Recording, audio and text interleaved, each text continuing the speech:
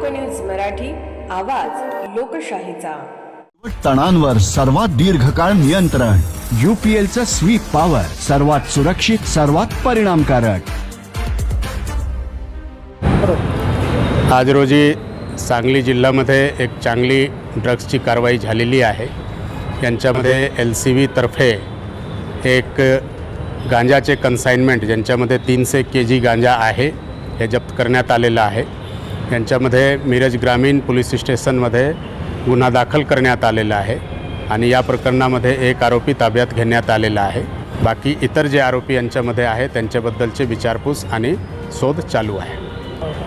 हे माल उडीसावरून आलेला आहे आणि हे पुण्याकडे चालला होता अशी प्रारंभिक जे आहे चौकसीमध्ये माहिती मिळालेली आहे। अजून यांचे तपास चालू आहे।